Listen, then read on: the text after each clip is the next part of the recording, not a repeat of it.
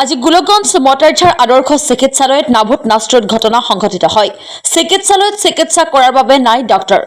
আজি ৰাতিপুৱা ঘৰৰ পৰা মানুহে ৰোগীক লৈ চিকিৎসালয়লৈ আহি দেখে যে নাই ডক্টৰ, নাই চকীদাৰ। চকীদাৰৰ ৰুমলৈ গৈ মাত দিলেও কাণসাৰ নাই চকীদাৰৰ। যদি এনেদৰে চলি থাকে মটাৰঝাৰ আদৰ্শ চিকিৎসালয়, তেনে জনসাধাৰণৰ গতি কি হ'ব? ৰোগীক লৈ হেতালি খেলা মটাৰঝাৰ আদৰ্শ চিকিৎসালয়ৰ ভাৰপ্ৰাপ্ত বিষয়াৰ ওপৰত কঠোৰ ব্যৱস্থা কৰিব লাগে বুলি দাবী কৰে জনসাধাৰণে।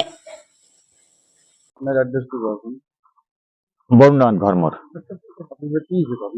ঘটনাটো বৰুণা মোৰ অলপ আগফালে প্ৰতাপগঞ্জ যাওঁতে মোৰ খুৰা এজন এক্সিডেণ্ট হৈছিল বাইক দি।